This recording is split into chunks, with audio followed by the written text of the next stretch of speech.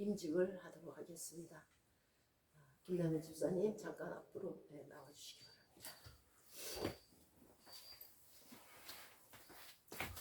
추수할 것은 많되 일꾼들이 없다고 하셨습니다. 이제 우리 김남일 집사님을 찾아가는 제천 영월교회에서 선교사님으로 임명드리고자 합니다. 여러분 깊은 축하의 박수를 보내주시기 바랍니다.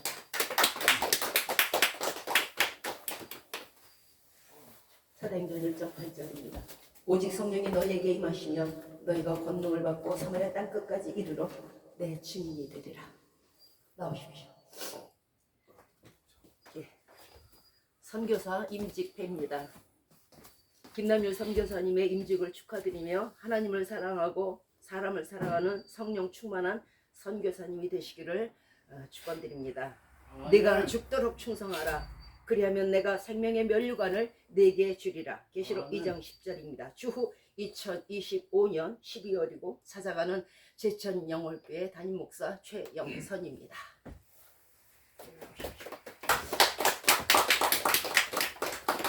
그리고 꽃다울 대신에 신발을 사서 신으셔서 열심으로 주의 구원사에게 다른 박질 해달라고 하는 의미에서 축하금을 올려드리도록 하겠습니다. 자, 박수 부탁드립니다. 감사합니다.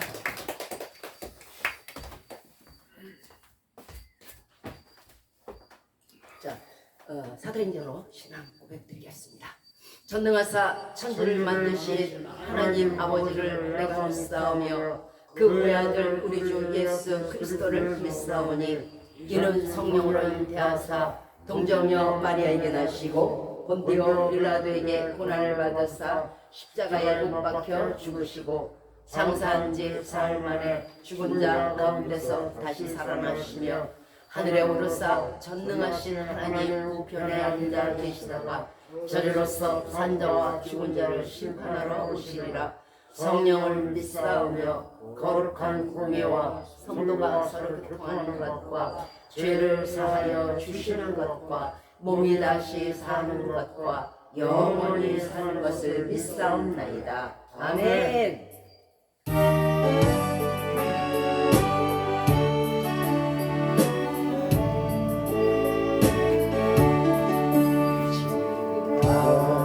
김남일 집사님과 함께 특성으로 주 앞에 올려드리겠습니다.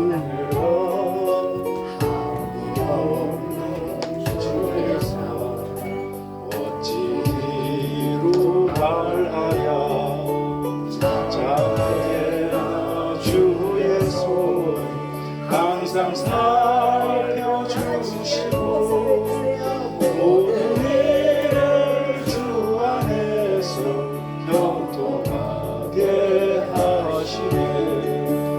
몸도 마음도 연약하다 새 힘받아 살았네. 불붙듯이 부으시는 주의 은혜 족하다. 살아없는 거리에 험한 산길 헤맬 때 주의 손을 굳게 잡고 찬송하며 가리라. 주님 다시 배울 날이 날로 날로 다가와 무거운 짐 주께 맡겨 벗을 날도 멀잖네. 나를 위해 예비하신 고향 집에 돌아가 아버지의 품 안에서 영원토록 살리라. 감사합니다. 자, 오늘 말씀은 요한복음 13장 14절로 15절이 되겠습니다. 제가 가진 성경은 신약성경이고요. 170년입니다. 170년 요한복음 13장 14절로 15절입니다. 짧으니까 우리 다 같이 한 목소리로 읽도록 할게요. 요한복음 13장 14절로 15절입니다. 내가 주의, 자 시작. 내가 주의 주와 또는 선생이 되어 너희 발을 씻겼으니 너희도 서로 발을 씻기는 것이 옳으니라. 내가 너희에게 행한 것 같이 너희도 행하게 하려 하여 본을 보였노라. 아멘. 자, 지난 월요일이죠. 12월 15일에 우리 찾아가는 제천영월 교회에서 큰 축제가, 아주 큰 축제가 있었습니다. 제천 아파트에 있는 무당집을 신당을 철거했는데요. 추운 날씨에도 불구하고 또 위험을 무릅쓰고 참여해 주신 우리 장재환 집사님, 그리고 안명순 강도사님, 그리고 김남일, 이제는 선교사님이시죠. 김남일 선교사님께 감사를 드립니다. 또 그 외에 기도로서 동참해 주신 여러 성도님들께 감사의 말씀을 전해드립니다. 또 우상의 단을 찍고 불사르는 일에 이 여리고 연약한 자들, 초라한 자들을 들어 사용하여 주신 주님께 이 모든 영광을 올려드리겠습니다. 할렐루야. 아멘.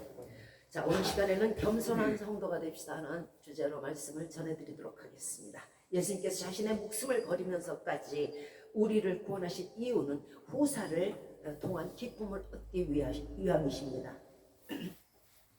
우리가 낳아주신 부모님에게 기쁨을 드리듯이 성도는 예수님께 반드시 그 구원에 감사하여 기쁨을 드려야 할 것입니다. 부모는 낳아주신만으로도 감사한 것이요, 예수님은 구원해 주신 것만으로도 감사한 것이에요. 그런데 우리는 부모님들에게 너무도 많은 것들을 요구하고 너무도 부족한 면만 지적하고 있는 것 같고, 또 예수님께도 마찬가지예요. 조금만 복을 덜 주시면 그렇죠. 그러나 구원만으로 감사할 줄 아는 성도가 되어야 될 것입니다. 자, 꼭 무엇을 해 주셔야만 부모님께 효도하고 꼭 무슨 복을 주셔야만 주님의 일을 하는 것은 옳지 않다고 봅니다. 그죠?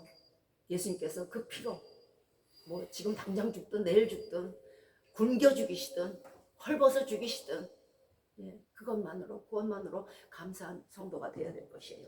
잠언 25장 13절입니다. 충성된 사자는 그를 보낸 이에게 마치 추수하는 날에 얼음냉수 같아서 능히 그 주인의 마음을 시원케 하느니라. 주의 기쁨이 된다는 것은 우리가 주의 마음을 시원케 하고 주의 마음을 기쁘게 해야 되는데, 그럼 무엇이 도대체 하나님께 기쁨이 되며 추수하는 날에, 그 뜨거운 날에, 땀이 그냥 뚝뚝 떨어지는 그 날에 예수님을 기쁘게 할 수 있을까요?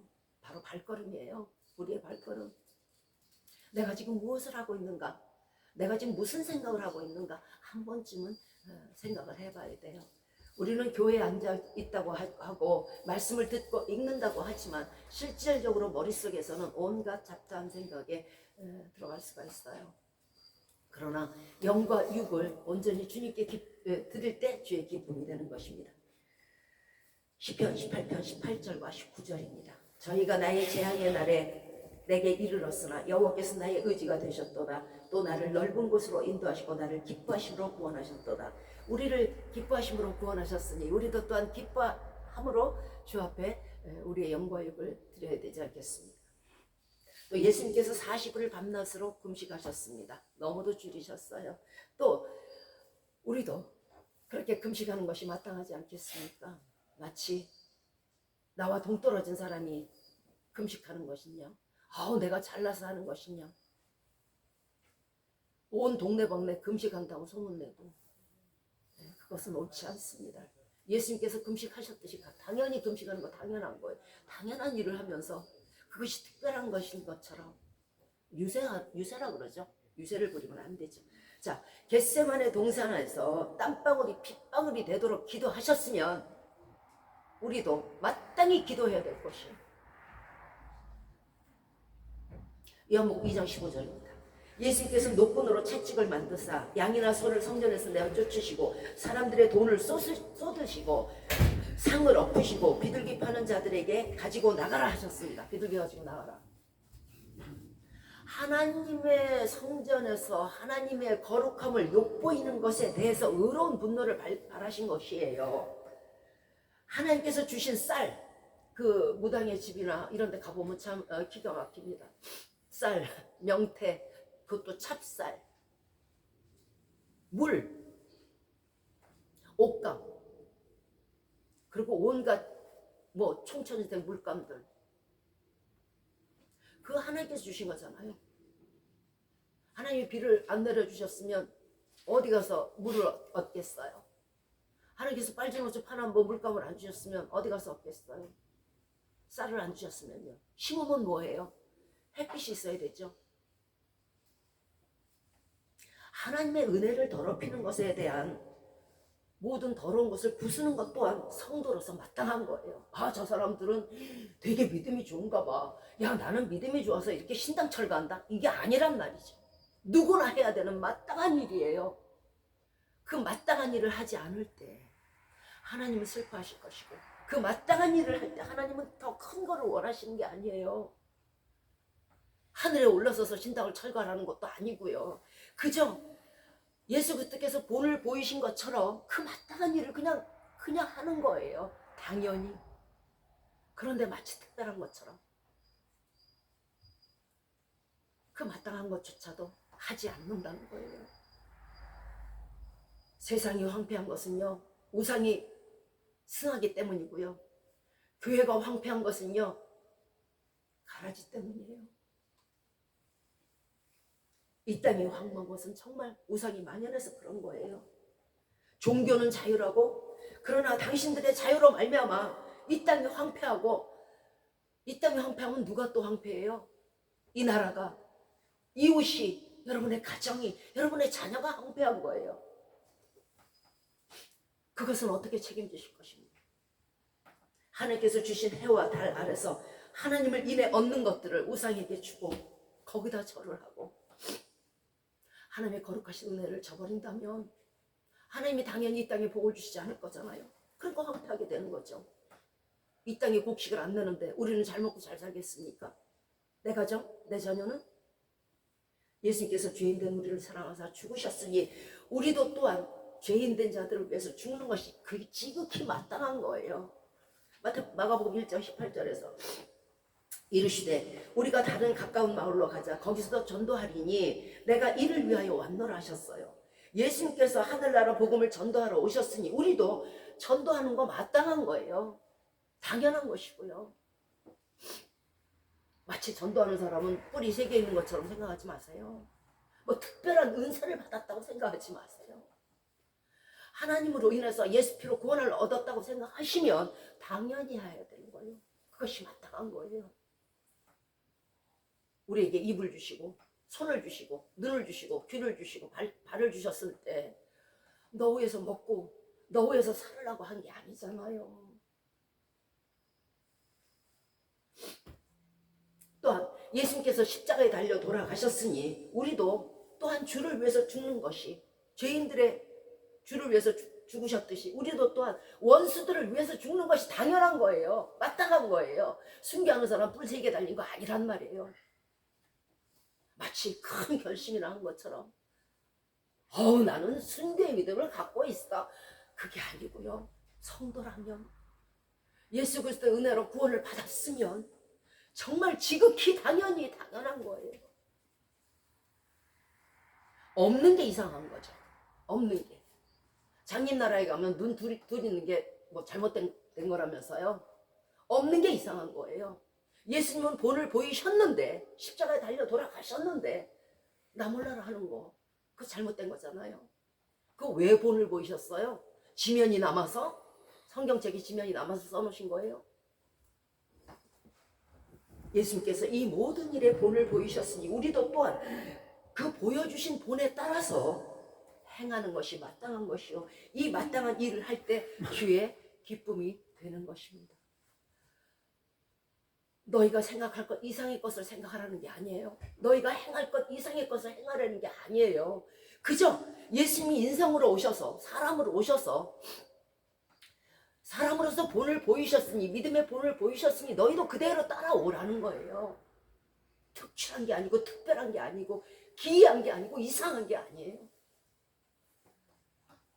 이제 오늘서부터는 여러분 성경책 보시고 아유 이건 남의 얘기야, 이건 예수님 얘기하지 마세요. 이건 내 얘기야. 이건 나더러 하시는 말씀이야. 이건 나더러 행하라고 하시는 말씀이야. 이건 나에게 본을 보이신 거야. 그대로 해야 될 것이. 만약에 아우 순교, 아우 이거 나 못해, 아우 아파. 전도, 이거 나 못해, 아우 창피해. 하다가는요, 요 말씀이 율법책이 되어서요, 그날에 내가 아우 못해 했던 거 그거 다 걸려 넘어져요. 할 수 있다 하시니 누구예요? 우리가 하는 게 아니잖아요. 우리가 무슨 힘으로 해요? 실핏줄 하나만 옮겨도 문지방 못 넘어요. 하나님께서 하시잖아요. 하나님이 내가 너와 함께 하리라 하시잖아요. 의로운 너의 오른손으로 너를 도우리라 하시잖아요. 그러면 그래도 안 한다 그러면 하나님을 믿지 못하는 결과밖에 안 나오는 거예요. 하나님이 안 계시니까 나를 안 도우니까 나는 창피해서 못 나가는 거랑 똑같잖아. 자, 오늘 본문 15절입니다. 내가 너희에게 행한 것 같이 너희도 행하게 하려 하여 본을 보였노라. 이 말씀을 하나님의 아들로서 사람인 제자들의 발을 씻기신 것처럼 예수 그리스도의 겸손을 말합니다. 하나님의 아들로서 제자들의 발을 씻기신 겸손의 본을 보이신 것처럼 우리도 또한 겸손함이 마땅한 것입니다. 하나님의 아들로서 제자들의 발을, 사람의 발을 씻기셨는데 사람이 사람의 발을 씻기는 거 당연한 거 아닙니까? 오늘 본문은 예수 그리스도께서 마지막 최후의 만찬의 장면이에요. 갑자기 자리에서 식사를 하시다가 일어나셔서 겉옷을 벗으시고 자신의 신분을 벗어 던지시고 수건을 허리에 두르시고 종의 자세를 취하시고 제자들의 발을 한 명 한 명 씻기기 시작하셨습니다. 깨끗한 발도 아니죠. 아주 이 팔레스타인 사막 지역은 대단해요. 더러운 발을 씻겨주신 거예요. 깨끗한 나와 친한 사람, 나의 동료, 나를 선대하는 사람을 발에 씻기신 게 아니라고요. 온통 더러운 원수 같은 사람들의 발을 씻기신 거예요. 보세요. 노노에 사람이 죽을 때에 그 말이 선하다고 하였습니다. 진실되다는 뜻이에요. 가장 중요하다는 뜻이에요. 최후의 만찬에서 예수 그리스도가 말씀하신 이 본을 보이신 겸손이 중요하다는 뜻이에요. 진실하다는 뜻이에요. 마태복음 21장 5절입니다. 시온 딸에게 이르기를 내 왕이 네게 임하나니 그는 겸손하여 나귀 곧 멍에 매는 짐승의 새끼를 탔도다. 이는 예수 그리스도께서 예루살렘 입성 당시의 모습이에요. 호산나, 사람들이 외쳤죠. 이제 구원해 주소서. 이렇게 외칠 때 모습인데요. 큰 가마도 아니에요. 하나님의 아들이면 죽어도 막 500명, 1000명의 천사들이 쫙 밑으로 깔고 날개 탁 피고 막 그 위에 탁 앉아 계셔야 되는 거 아니에요? 그렇게 입성해야 되는 거 아니에요? 근데 아니었어요. 흰말, 백말, 깜짝말 해가지고 쫙 큰 가마에 무슨 우렁차게 오신 거 아니에요? 왜 그러셨을까요? 못해서요? 아니요. 없어서요? 아니요. 겸손을 보이신 거예요. 우리는 조금만 저기 하면 자랑하기 좋아하죠. 자신의 분수에 맞지 않게 살려고 합니다. 그런데 예수님은 그러지 않으셨어요. 사람이 자랑한다는 것은요, 타인으로 하여금요, 자괴감 들게 하고 굉장히 자존감이 낮아져요. 이는 우리의 멍에를 짊어지시고 세상의 영광이 아닌 진실한 구원자로서의 겸손의 모습을 보이신 것이에요. 예수님께서 제자들의 발을 직접 씻겨주신 겸손을 보이셨듯이, 자, 이는 너희로 서로 겸손하라는 뜻이에요. 서로. 내가 너희들의 발을 씻긴 것처럼 우리도 서로의 발을 씻기면서 저의 허물을 덮어주고 저의 죄를 덮어주고 저를 사랑하도록 깨끗이 하라는 거예요. 자, 그런데 왜 예수 그리스도께서 자꾸만 겸손하라 하시는 걸까요? 뭐 때문에? 나 혼자 낮아지고 저 사람 밑에 깔리고 저 사람 밑에 밟히고 그러는 거 좋아하셔서요? 너는 자존감이 낮아지고 그저 겸손해라. 그냥 원수한테도 머리를 조아리고 그래라. 그래서요? 아니요. 겸손하라는 말씀 뒤에는 반드시 한 가지 복음의 비밀이 있어요. 복음의 비밀은 안 가르쳐 주시는 거거든요. 이 복음의 비밀이 바로 겸손했을 때의 복이에요. 그 말씀을 끝까지는 안 하신 것뿐이에요. 더듬어 찾도록 겸손을 실행함에 있어서 내가 겸손을 실행했는데 이렇게 복이 오네. 이거를 직접 깨달을 수 있도록 그래서 겸손하라 하시는 겁니다. 잠언 15장 33절입니다. 겸손은 존귀. 존귀라는 건 지위가 높아지는 걸 말해요. 존귀의 앞자리니라. 하나님은 겸손한 자를 높이 드시고 그리고 존귀케 하신다는 거예요. 낮추시고 높이시는 일은 하나님의 권한이에요. 사람은 절대 할 수 없어요. 사람이 높였다가 낮아져요.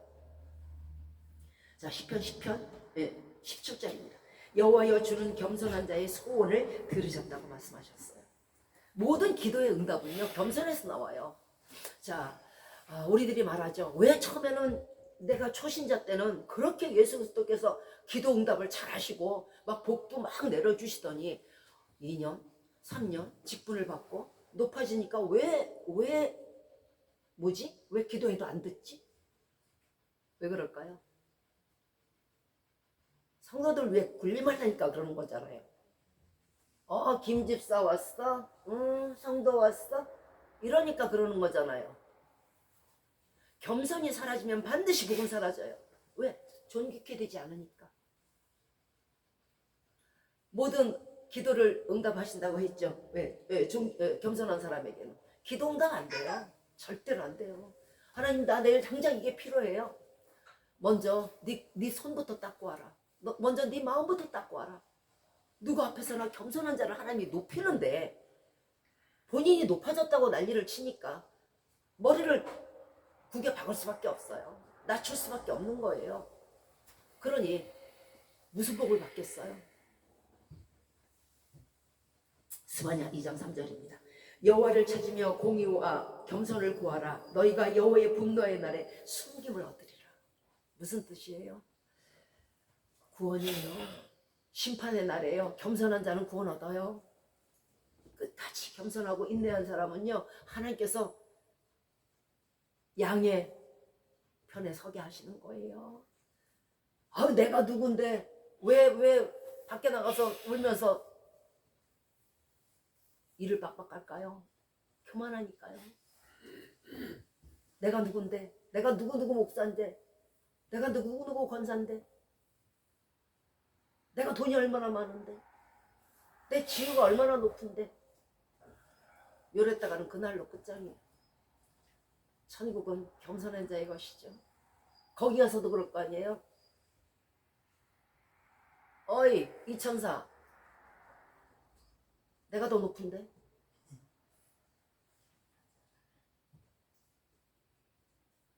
안에서 새는 바가지는 바깥에서 가도 새요. 세상에 살면서 겸손하지 못한 사람은요 심판날에도 그래요. 하나님, 내가 누군데? 주님을 믿고 겸손하면 심판의 날을 면할 것입니다. 이건 철칙입니다. 여러분의 신분이 어떻든, 여러분이 무슨 부자가 됐든, 여러분이 대통령이든 왕이든 겸손하지 않으면 절대로 심판을 면할 수가 없어요. 에베소서 4장 2절 이하입니다. 모든 겸손과 온유로 하고 오래 참음으로 사랑 가운데서 서로 용납하고 평안에 매는 줄로 성령이 하나 되게 하신 것을 힘써 지키라. 자, 모든 기도의 응답은 성령님께 있어요. 성령께서 받으셔서 올라가는 거거든요. 그럼 하나님께서 모든 좋은 것이 내려오게 돼 있어요. 그런데 성령님은 겸손을 가르쳤잖아요. 그래갖고 겸손으로 말미암아 평안한데 겸손하지 않으니까 성령께서 그 기도를 묵살해 버리시는 거예요. 그럼 그 기도 누가 먹을까요? 공중번제 잡은 자들이 다 먹어버려요. 저들의 배만 더 불리는 거예요. 저들의 배를 불리면 어떻게 될까요? 교만이 쌓여버려요. 우리 자신이. 여러분, 하나의 죄가 있다고요? 그거 간과하지 마세요. 내가 저 사람 눈을 흘겼는데 왜 눈을 흘기면 큰 죄라고 하세요? 왜 지옥 간다 하세요? 형제에게 바보 같은 놈이라고 했는데 왜 지옥 간다 하세요? 반드시 죄는 퍼지는 습성이 있어요. 누룩처럼, 곰팡이처럼. 하나가 하나를 또 불러들인다는 거예요. 그러면 이 사람이 어떻게 돼요? 죄의 덩어리가 되는 거예요. 모든 것은 하나서부터 시작해요. 작은 죄라도 작은 형제에게 눈을 이기고 무시하고 무례하게 구는 거 하지 마세요. 나중에는 당신이 쇳덩어리가 돼버려요. 많은 사람들이 첫상을 잃어버리는 거요. 겸손치 아니하며 온유치 아니하며 인내치 아니하며 용서가 없고 그러니까 평안하지 못해요. 그러니까 첫사랑을 잃어요. 왜? 평안의 성령이 떠나시니 영으로 시작했다가 육으로 마치는 거예요.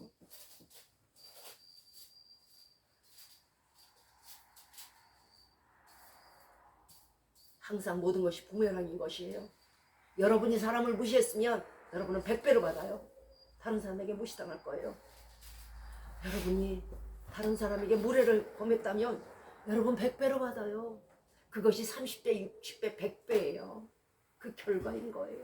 또한 반대로 뒤집어서 여러분이 다른 사람을 존경하고 존귀하게 여겼다면 30배, 60배, 100배의 복을 받을 거예요. 저주가 아니에요. 겸손으로 우리 허리를 동이지 아니하면 성령을 잃게 됩니다. 여러분 처음에 막 뜨거웠던 사람이 성령 잃었을 때 그 사람의 모습을 한번 보세요. 이 사람이 뭐 때문에 첫사랑을 잃었지? 반드시 겸손하지 않아요. 내가 누군데? 내가 왕년에 얼마나 많은 성가대 봉사를 했고 내가 얼마나 하나님을 위해서 일했는데 아유 넌 아직 멀었어.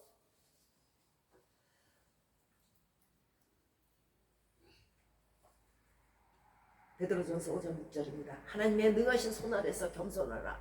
때가 되면 너희를 높이시리라. 요 때를 못 참는 거야. 복받을 만한 때에 딱 교만이 들어가는 거예요. 예수님이 왜 제자들의 발을 씻겨야 돼요? 제자들이 예수님을 발을 씻겨야지.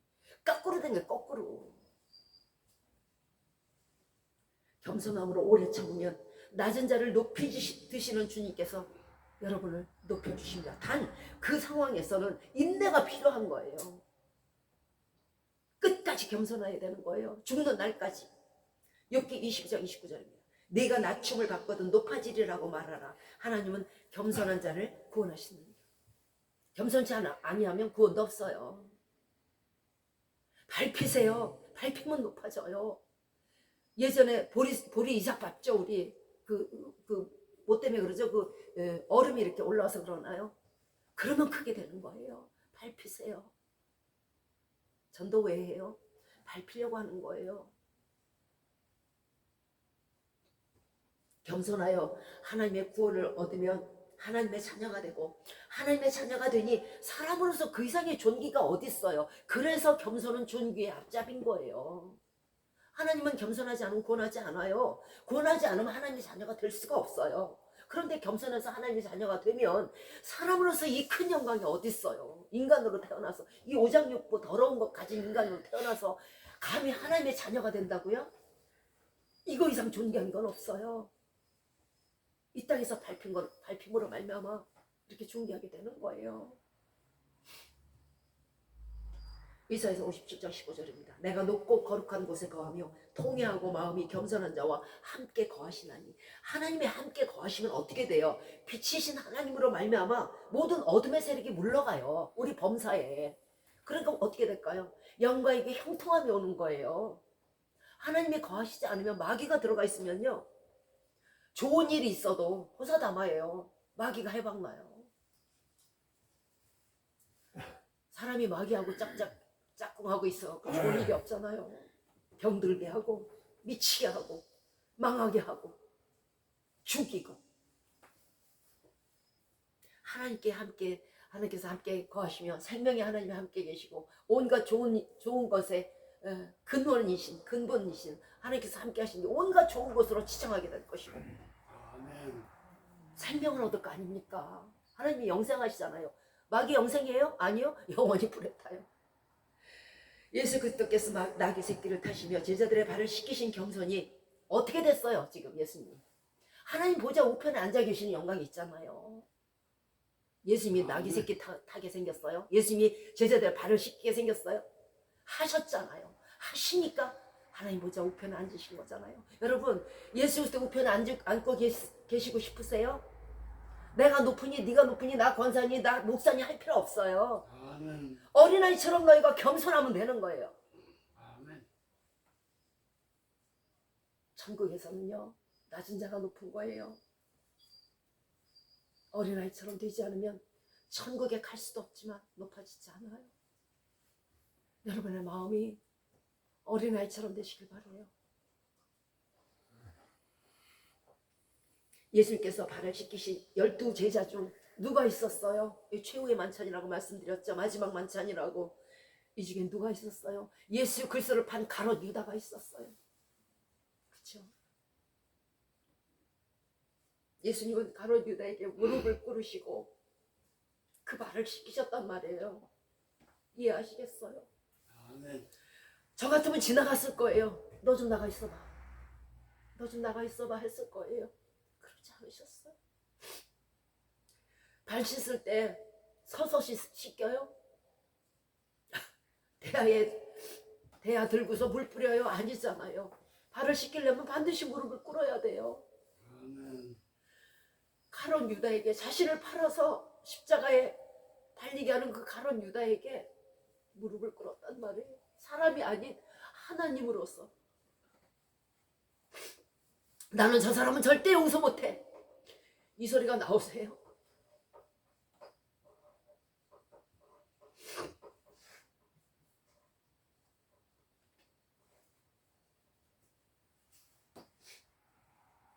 너희를 선대하는 자에게 선대하는 것은 누구나 하는 일이에요. 이방인도 하고요. 지존파도 했어요.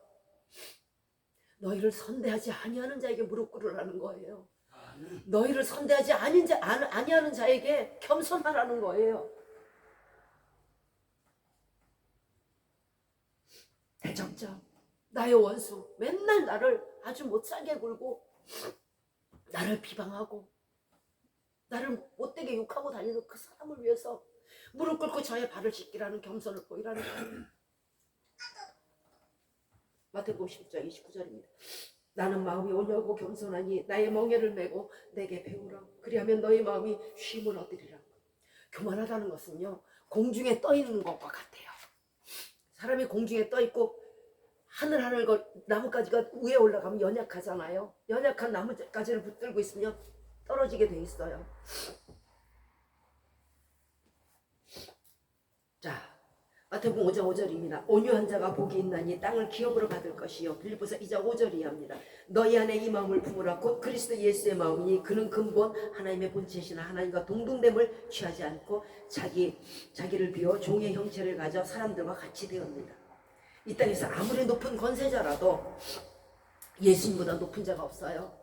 예수님께서 이처럼 겸손하셨다면 우리도 아무리 높은 자라 해도 그 모든 겸손의 본을 본받아야 될 것입니다.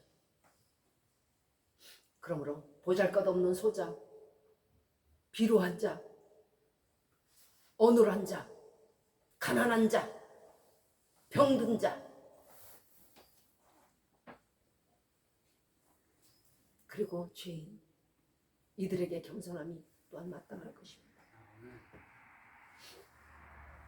마가복음 10장 44절입니다. 누구든지 으뜸이 되고자 하는 자는 모든 사람의 종이 되어야 하리라. 여러분 천국에서 으뜸 되고 싶으세요? 여기서 종이 되세요. 다른 사람들에게 헌신하고 다른 사람들에게 봉사하시기 바래요.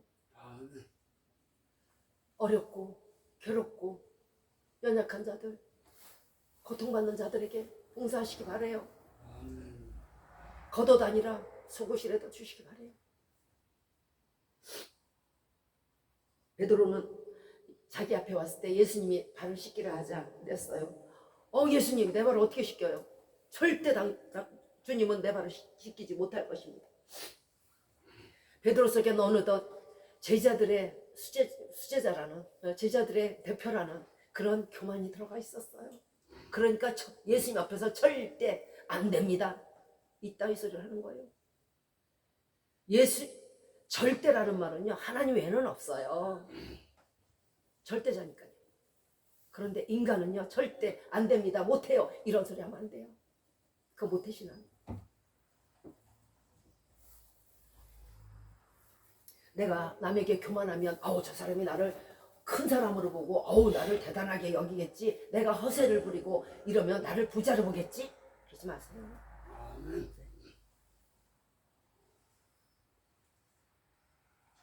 여러분이 눈을 치켜뜨고 사람들을 아래로 깔고 여러분이 몸을 높게 세우고 사람들에게 교만을 떨고 여러분들의 턱을 앞으로 내밀고 사람들을 호령할 때 구원받지 못해요. 그러나 그 치켰던 눈이 내려가고 네, 다 제 탓입니다. 내려가고 높이 세운 목이 내려가고 앞으로 내밀었던 턱이 뒤로 들어갔을 때 예수님께서 그 자를 높이실 것입니다. 앞으로 절대로 눈을 치켜뜨지 마세요. 내가 누군데 하지 마세요. 내가 얼마나 가지고 있는데 하지 마세요. 그거요, 독수리에 날개치 올라온 것 같이 없어지고 사라지는 거예요. 세월의 장사는 없어요. 아멘.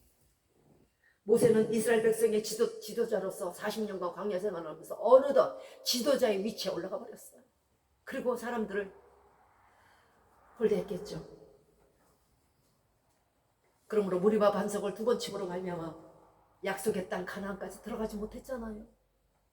교만이 이렇게 무서운 거예요. 누구보다 겸손했던 모세가 인내가 없어서 이렇게 된 거잖아요. 겸손을 하되 끝까지 인내해야 될 거예요. 이제 우리는 내가 누군데 절대로 나를 이런 낮출 수 없어 하는 말을 하면 안 될 것 같아요. 오른쪽 발에 교만한 발을 예수 피로 씻으시고요. 겸손의 발로 왼쪽 발을 또 씻으시기 바래요. 왜 사랑하지 못합니까? 왜 용서하지 못합니까? 왜 주의 일을 하지 못하십니까? 왜 전도하지 못하십니까? 내가 누군데 절대로 할 수 없어 하기 때문이죠. 루시퍼가 교만으로 무너졌듯이 교만은 패망의 선봉입니다. 겸손치 못하면 천국에 절대로 갈 수 없는 이유는 교만하여서 패망했으니 이미 지옥에 가 있는데 어떻게 천국 가요? 그래서 교만은 패망의 선봉인 거예요. 내 교만을 모르겠지 하지 마세요. 다 알아요. 하나님께서는 반드시 그 교만으로 말미암아 자기 자신의 교만을 하나님이 가지 말라고 해도 천국 가라고 해도 자기 자신의 교만이 무거워서 떨어지게 돼 있는 거예요. 음부로. 아멘. 그러니까 못 가죠. 나중에 베드로는 주의 겸손하는 말씀의 의미를 깨닫고 주여 내 발뿐 아니라 손과 머리도 씻겨주옵소서 그러면서 내밀었어요. 이제는 모든 것을 주의 뜻에 따라 살겠다는 그런 종의 자세로 돌아온 것입니다. 아멘. 우리들이 종의 자세는 예수님께서 오늘 보이신 그 모든 일에 우리도 마땅히 성경 말씀 따라 행하면서 살아야 될 것이에요. 이것이 종의 자세요. 그리스도인의 자세요. 성도의 자세인 것입니다. 직분하고 관계가 없어요. 사도 바울은 디모데후서 4장 8절에서 이제 후로는 나를 위하여 의의 면류관이 예비되었으므로 의로우신 재판장이신 주님이 그날에 내게 주신다고 하셨습니다. 면류관은 어디에 쓰는 거예요? 천국에서 쓰는 거잖아요. 사도 바울이 자신이 천국에서 면류관을 쓴다고 확언하고 장담을 했을 때 저 사람이 도대체 무슨 연구로 저렇게 자기는 천국 가서 의의 면류관 쓴다고 저렇게 확언을 할까? 우리 좀 이상했잖아요. 그죠? 이것은요, 사람이 일루는 천국에 가는 게 아니에요. 주의 일을 하되, 물론 가서 상급의 차이는 있겠지만은 일 자체가 천국 가는 게 아니에요. 구원받는 게 아니란 말이에요. 그러므로 사도 바울이 나는 천국에서 의의 면류관 쓸 겁니다 했을 때 이분이 이렇게 확언할 수 있었던 이유가 있어요. 뭔가면요, 에베소서 3장 8절이에요. 모든 성도 중에 지극히 작은 자보다 더 작은 나에게 이 은혜를 주신 것은 무슨 뜻이에요? 여러분, 모든 성도보다 자신이 제일 작다는 얘기예요. 뭐예요? 겸손이요.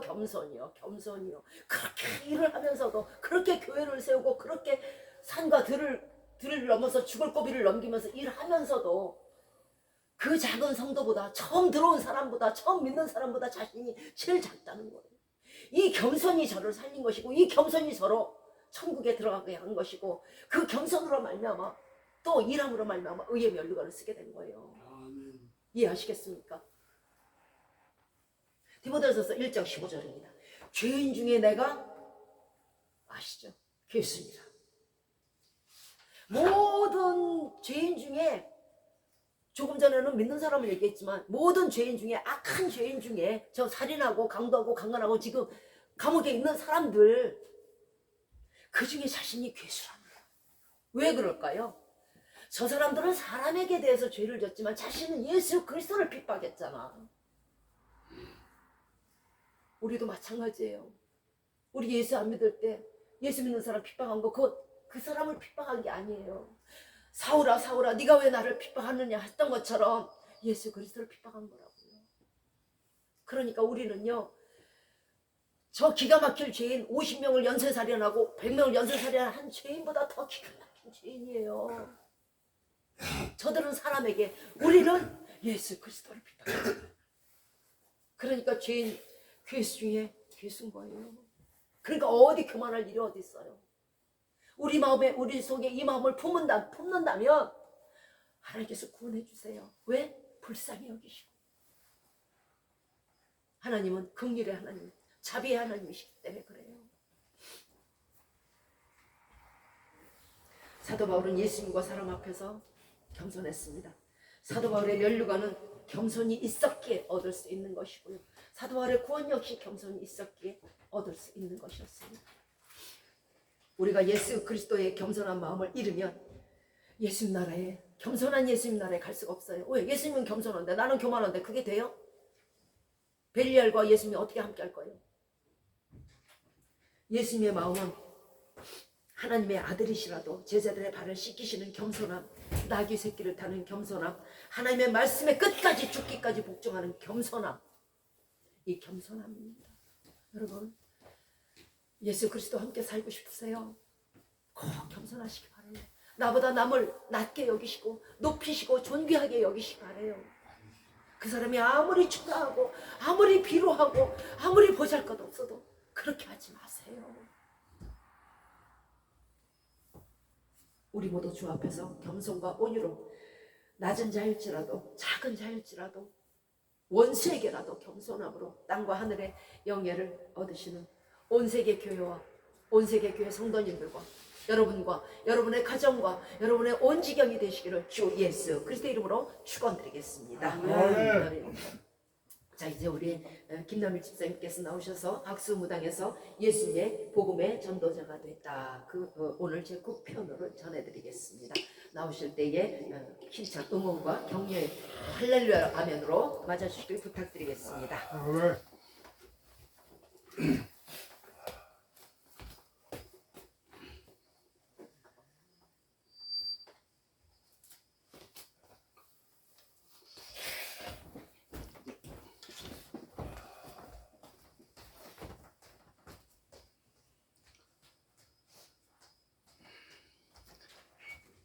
할렐루야. 아멘.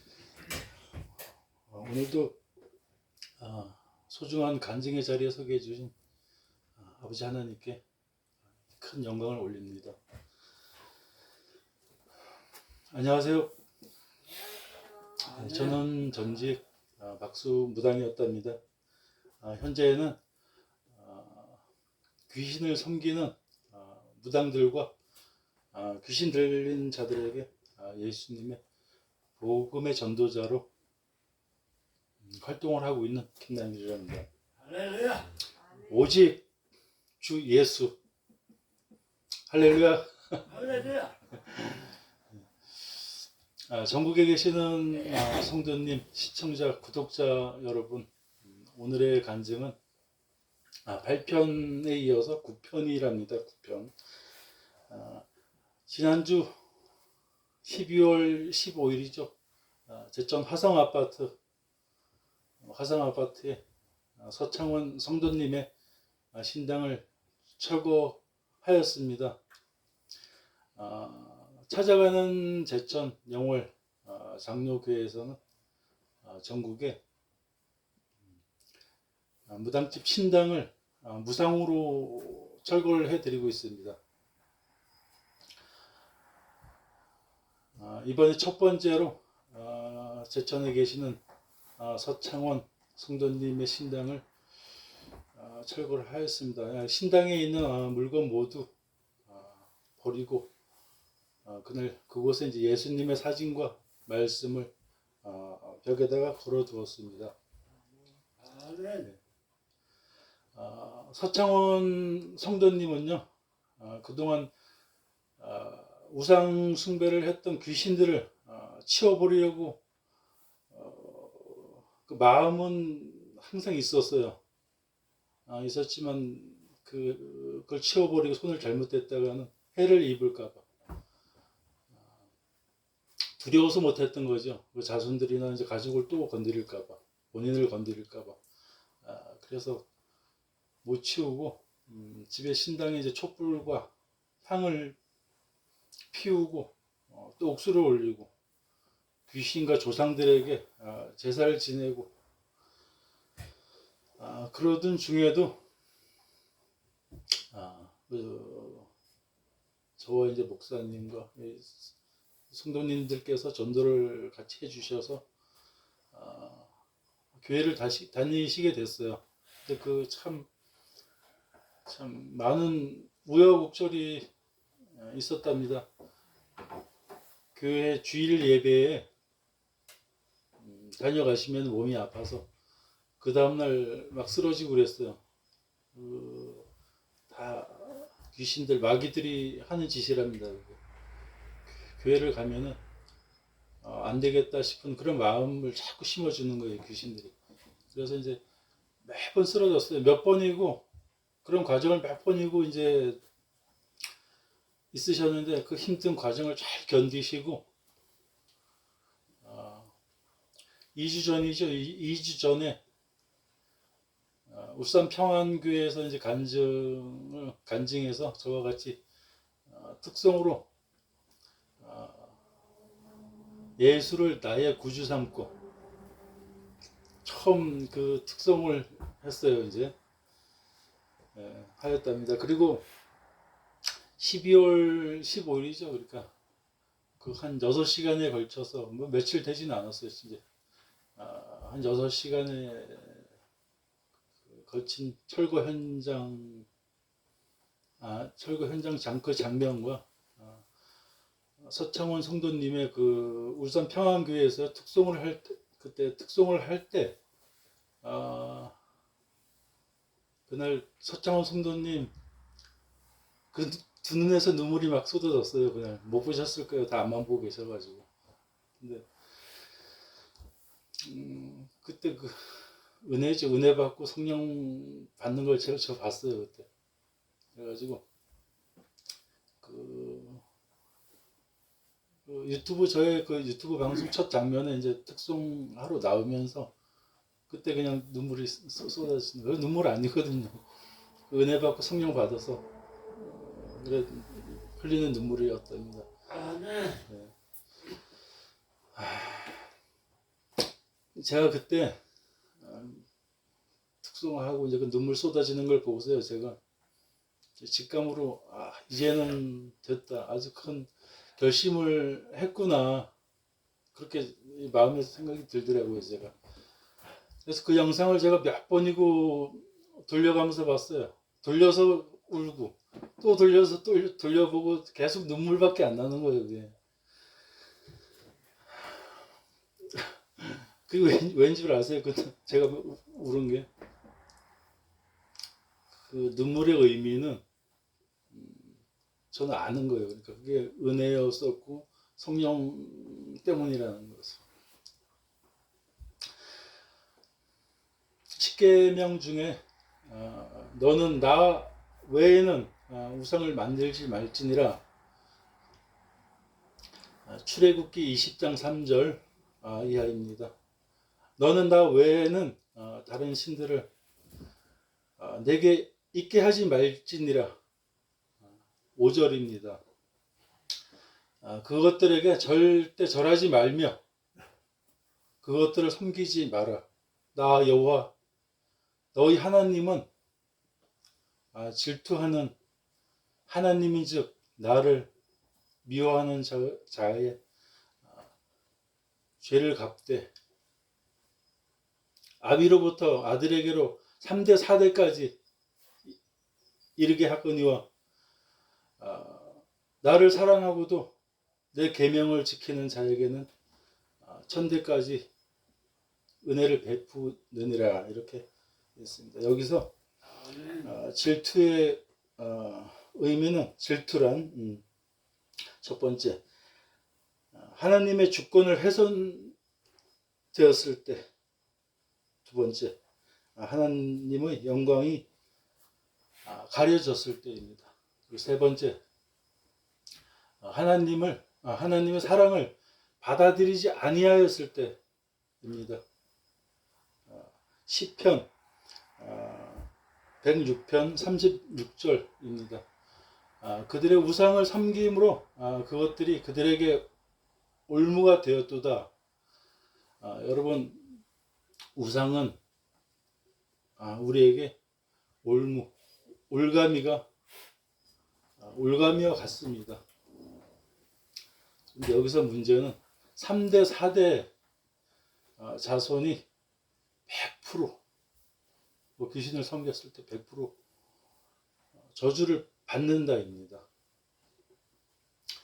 그리고 우상을 버리시고 하나님께 돌아오시면 100% 자손 1000대까지 은혜를 받을 수가 있습니다. 아멘.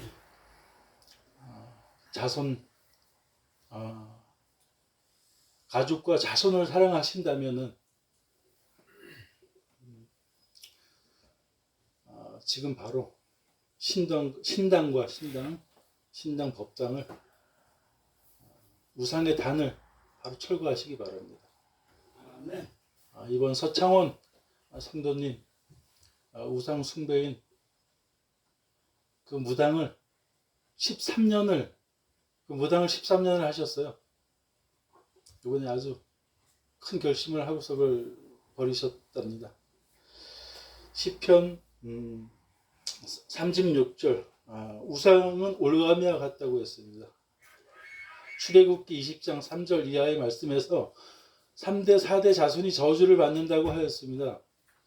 이것은 100% 아주 예견이 되었던 일이랍니다. 그거는 저주받은 것은 제대로 된 신이었다면 13년을 하면서 그 무당을 하면서 13년을 하면서 그 서창원 성도가 모신 신이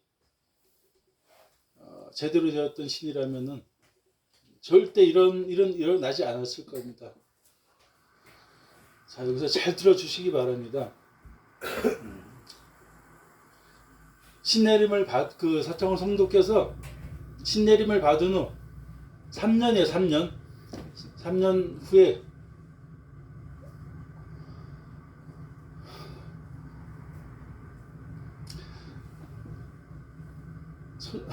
아들이죠. 아들 자살해서 죽었어요. 목매달아 죽었습니다. 그리고 그 3년이 지난 후에 또 어떻게 되는 줄 아십니까? 남편이 큰 사고로 아주 공장에서 큰 사고로 기계에서 다 큰 사고로 돌아가셨어요. 그 후로 또 3년 본인에게 대장암으로 큰 고통을 받았고 이제 남은 것은 사랑하는 딸과 사랑하는 손자들이죠. 사랑하는 딸과 손자들 뿐인데 더러운 귀신들이죠. 딸을 알코올 중독자로 지금 만들어가고 우울증에 걸리게 하고 손자들 또 우울증 약을 또 복용을 하고 그래 서창원 성도님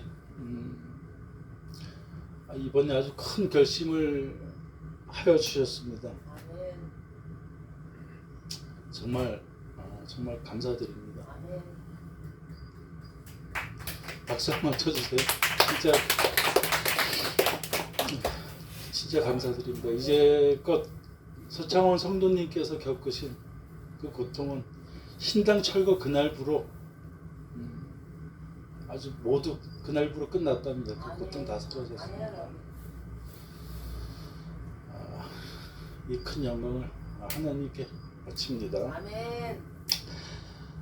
여러분 조금 전에도 제가 말씀드렸지만 신내림을 받잖아요. 신내림을 받으면 귀신들에게 100% 해를 입습니다.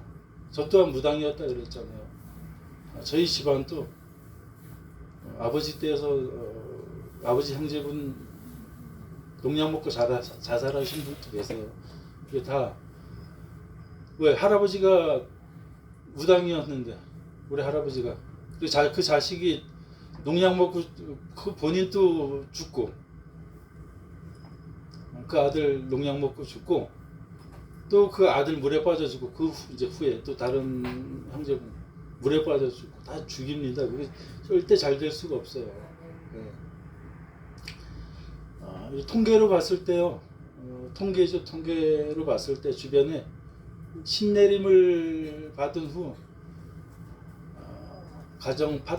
받은 후에요. 이제 가정 파탄이 오고요. 가족, 자손들이 자살을 해요. 귀신 받으면 자살을 하고 정신병으로 또 시달리고 그 자손이 또 사고로 죽고 또 사고로 큰 장애를 입습니다. 장애자로 남습니다. 이제 여러분 이제 정말 깨우치시기 바랍니다. 이번 철거 영상에서 신당의 불기와 제기 옥수그릇 또 작두도 있어. 그건 다 고철로 다 정리를 했는데 그날 참 양이 좀 많이 나왔었어요. 제가 여기 그 스댄인데 큰 자루로 가마니 자루 2개가 가득 나왔는데 그래서 저는 이거 그래서 쏠쏠하는 철거하고서 괜찮다 싶어서 우리 최경렬 성도님한테 전화를 했어요. 제가 많이 나올 것 같아서 같이 갔어요. 이제 모시고서 같이 갔는데 스텐이 비싸거든요. 스테인레스가 갔는데 얼마가 나온지 아십니까? 14,000원 나왔어요. 14,000원. 네, 그걸 다 정리하고 거기서 참 비싸게 그걸 주고 샀을 텐데 14,000원 받았답니다. 그게 스댄 같이 똑같이 생겼는데 가짜 스댄이랍니다. 중국산이랍니다. 그리고 그날 신당에는 10,000원짜리 지폐도 나왔는데 그것들은 각 좀 무당들마다 조금씩은 다르답니다. 그 이제 드는 게 그날 뭐 서창원 성도는 그 신복에다가 이제 동자나 동녀나 뭐 이런 신복에다가 넣어주고 복주머니에 넣어놓고 막 그랬었는데 그거를 이제 뭐 무당들마다 조금씩은 틀려요. 이거를 뭐 동자한테 올려놓는 것도 있고 그 이제 뭐 단지 속에도 넣어놓고 그래요. 이제 그러기도 하는데 동전 바구니도 있었어요. 그때 그 영상 보시면 동전 바구니도 이렇게 있었는데 동전이 이 동전 같은 경우에는요 신당에 올라가 있는 게 왜 어떤 이유가 있냐면 7월 7석 아시죠? 7월 7석에 그 무당들이 그 신도들한테 그래요. 77,770원을 그걸 갖다가 바치라 그래요. 귀신들한테. 그러면 이제 그 잔돈이 나오거든요. 그런 것들을 이제 모아두기도 하는데 그날 그 동전은 그런 의미였을 수도 있고요. 또 아닐 수도 있답니다. 그래서 그날 그 동전들은 쓰레기와 같이 그냥 버려버렸답니다. 그 나쁜 애군이죠. 귀신들이 동전에 깃들어 있습니다. 그리고 그 집을 이사를 갈 때요, 이제 그 귀신을 믿는 사람들, 귀신 믿는 사람들은 무당이 가르쳐 주는 그 비방들이 있답니다. 그 비방이 이사 갈 때 동전을 방바닥에다 집어 던지고 와요. 이렇게 촥 뿌리고 와요. 이렇게 가지고 가지 않고 뿌리고 가요. 그러지 않으면 마당에다 이렇게 던지고 가요. 그걸 가져가지 않는 거예요. 나쁜 애군을 이사 갈 때 따라오지 말라고 거기다 버리고 가는 그런 행위를 또 하는 사람들도 있습니다. 그리고 영상에서 그날 영상 저 철거 영상에서 부적도 부적 보셨죠? 뭐 부적이 막 이만큼 있는 걸 제가 그날 찢어버리고 그랬는데 그 부적 봉투에 보면은 여러 개예요. 그러다 보니까 부적에는 오늘 뭐 산바람 부적 뭐 여러 가지예요. 그 부적이 뭐 여러 가지 부적인데 그렇게 적어놓는 이유는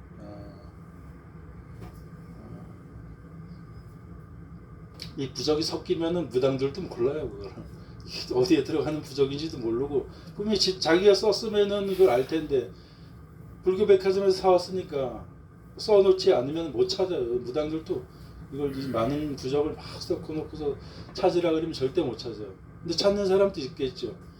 그 하는 부적에 그러니까 뭐 여자 붙는 부적이나 그런 부적을 많이 팔아 먹었다 그래요. 그러면 머릿속에 입력이 된 거예요. 그럼 그 부적은 찾을 수가 있어요. 부적. 불교 백화점에 가면 아주 많이 또 있답니다. 그 대량으로 찍어낸답니다. 절대 무당들이 쓰는 게 아니에요. 그리고 뭐 이제 그 부적 종이라고 해서 부적 백과사전이 코팅으로 된 게 만큼 있어요. 거기다 대놓고서 그래요. 계속 그 부적 하나만 그리다 보면 머릿속에 다 입력이 돼요. 그렇게 해서 베낀 걸 그렸다고 거짓말을 한답니다. 절대 기도를 해서 받는 부적은 없습니다. 백화점 불교 용품점에 가면 많습니다. 그리고 이제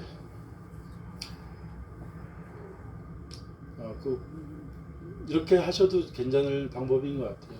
오늘 뭐 그런 데 가지 말아야 되는데 무당집에 가서 바로 그 자리에서 저 부적 하나만 해주세요 그러면은 그 무당들이 놀랄 거예요. 뭐 깜짝 놀랄 거예요. 지가 써본 적이 한 번도 없으니까. 그래서 뭐라 그러는지 아세요? 그렇게 얘기를 하면 내일 오시라 그래요. 오늘 밤에 기도를 해서 받아가지고 해놓거나 아니면 이틀 뒤에서 3일 있다가 오라 그러거든요. 네. 그렇게 한답니다. 그리고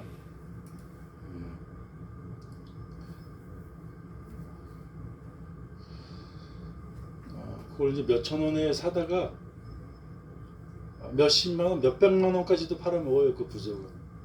그러니까 무당들이 부적 하나 받으세요. 부적 하나 뭐 그렇게 하라고 자꾸만 권유를 해요.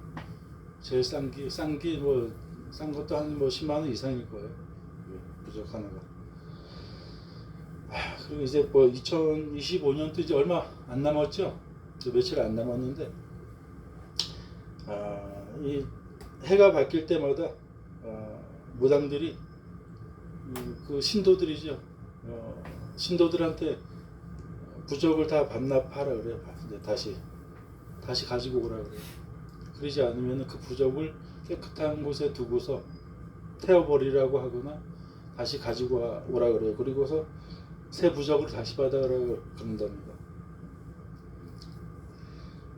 그래야지만 부적 팔아 먹어야지만 무당들이 먹고 사니까 그렇게 해요. 자기네들은 절대 쓰는 게 아니에요. 제가 요 진실을 밝히려고 자꾸 제가 이렇게 반복을 해서 얘기하는 건데 못 믿겠으시면 불교 백화점 가보십시오.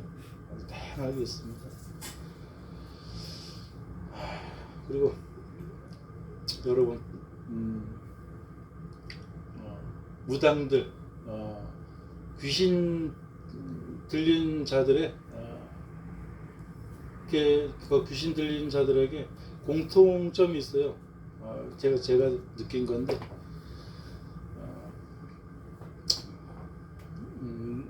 그 무당들의 가족과 자손들이 자살을 한답니다. 그 공통점은 자살을 해요. 그리고 사고로 아주 큰 사고로 죽습니다. 공통점이야. 아멘. 예, 그게. 그리고 또 하나는 귀신 들린 자들은 변덕이 엄청 심해요. 그 죽을 듯해요. 변덕이 죽을 듯한다고 그런 말 들어보셨죠? 그리고 거짓말을 아주 입에 달고 살아요. 거짓말을 그렇게 잘한답니다.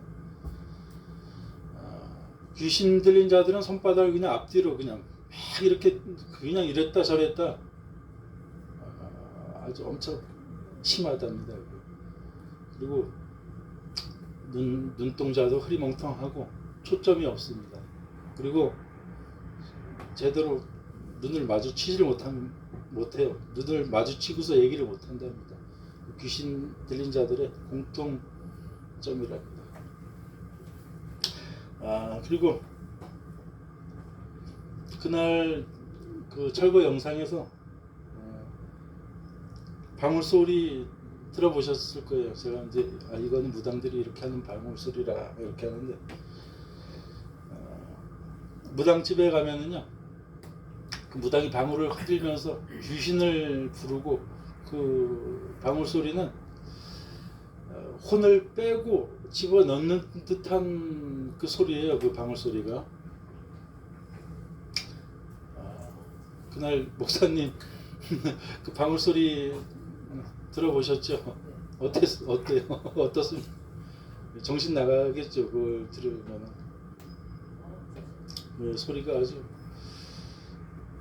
체면에 그 소리는 뭐 완전 체면에 빠지는 그런 느낌이 빠져 들어간답니다. 그 방울 소리를 듣게 되면 아주 정신을 혼을 빼가는 혼미하게 만들어 놓고 멀쩡한 사람을 또 진짜 데려다 놓고서 흔들어대 그 소리를 들게 하면은 그 사람 미쳐요. 미치고 귀신 들어가요. 그 방울 소리가. 그리고 그날 또 재금도 제가 그 영상에서 뭐 이렇게도 두드려 보고 이거 재금입니다 그랬는데 그 재금도 그 방울 소리 못지않게 그 귀신을 아주 집어넣고 빼고 혼미하게 만듭니다. 그 재금은 그 양은 냄비죠 있죠? 그 냄비 뚜껑 같이 생겼어요. 그래가지고 두 개를 이렇게 두드리는 걸 재금이라고 합니다. 전국에 계시는 시청자 여러분, 무속인 여러분, 저의 마음의 간증은 한치의 거짓이 없습니다. 아멘. 이번 신당 철거하는 그날부로 철거를 하는 그날부로 서창원 성도님께서는 아무 일도 없습니다. 아멘. 다들 걱정을 하세요. 뭐 진짜 뭔 일이 났는 줄 알고 걱정 아무 일이 없습니다. 그 동티라 그러죠. 동티. 동티라고 아무 뭐 동티도 없고 하느님의 그 힘으로 아주 다 눌러버렸답니다. 아멘. 그리고 잠도 너무 잘 주무세요. 아멘. 그 잠을 못 주고 귀신 들리면은요 깊은 잠을 못 자요. 그래서 안 재우거든요 귀신들. 잠도 너무 잘 주무시고 그 마음의 평온함이죠. 그래 평온함으로 잠을 아주 잘 주무시고 잘 지내고 계신답니다. 아멘. 그리고 또 하나의 변화는 그 가족이죠. 딸과 손자들에게도 아주 좋은 변화가 지금 바로 그날부로 변화가 생겼습니다. 이렇게 변화가 생기는 것은 생생히 살아계신 하나님이 역사하심입니다. 아멘. 시청자 여러분, 무속인 여러분, 이제 결단을 내리셔서 우상의 신당을 단칼에 아주 쳐내 버리십시오. 없애버리시기 바랍니다. 아멘. 절대 아무 일이 없습니다. 아멘. 네, 없습니다. 이 하나님 믿으시면 절대 올 수가 없어요. 그 귀신은. 신내림 후 고통 속에 살아계시는 그 애동 여러분 그 애동이라는 거는 가르침 받은 사람들이 그걸 애동이라고 해요. 예, 그래서 그냥 애동 하는데 애동제자 뭐 애동 이러는데 그놈의 돈의 욕심 때문에 멀쩡한 사람을 그걸 귀신 들게 해놨으니 관리라도 해주면 되겠지. 근데 관리도 안 해. 돈빨 떨어지면 버리는 거예요. 그럼 그 사람들 바보가 되는 거예요. 고아가 되는 거예요. 그래서 그렇게 고통받는 사람들이 많아요. 애동 여러분 절대 고민하지 마세요. 지금 영상을 보시고 지금 바로 연락을 주시기 바랍니다. 고민하지 마십시오. 제 전화번호는 010-8575-9730입니다. 아멘. 바로 연락 주시기 바랍니다. 그리고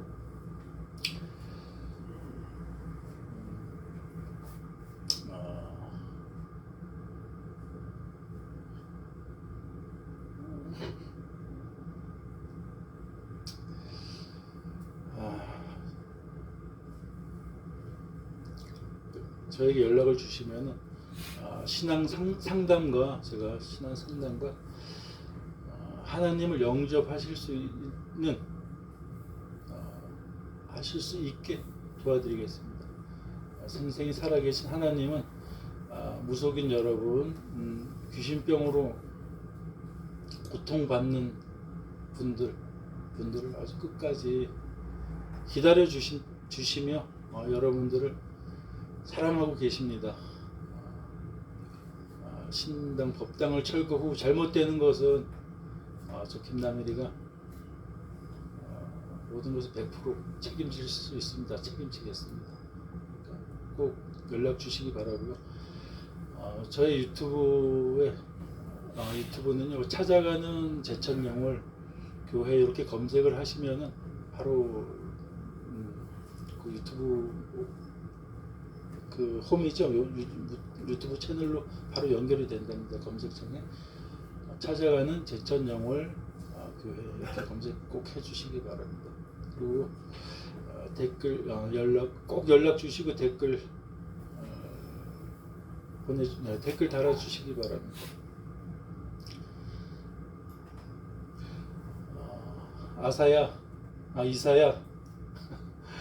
이사야 2장 18절입니다. 우상들은 온전히 없어질 것이라 말씀하셨습니다. 또한 하나님께서는 우상들로 인해 우리 스스로를 더럽히지 말라고 명령하셨습니다. 다 같이 기도하겠습니다. 사랑과 은혜가 풍성하신 하나님, 아멘. 오늘 주일 아침 아멘. 저희를 사랑하셔서 거룩한 주님의 날 예배의 자리로 불러주셔서 아멘. 진심으로 감사드립니다. 아멘. 영상을 보고 계시는 성도님, 구독자님들과 고통 속에 살아가시는 모든 분들에게 오늘 하루 주님 안에서 아픈 고통의 상처 다 잊게 하여 주시옵고 아멘. 한마음 한뜻이 되어 서로를 사랑하는 날 되게 하여 주시옵고 아멘. 평안하게 하여 주옵소서. 아멘. 주 예수 그리스도의 이름으로 기도드립니다. 아멘. 아멘.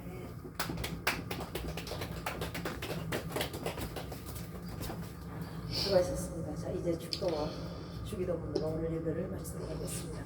이제로부터 우리 주 예수 그리스도의 은혜와 하나님의 사랑하심과 성령의 교통, 인도, 내주, 권능, 보호하심이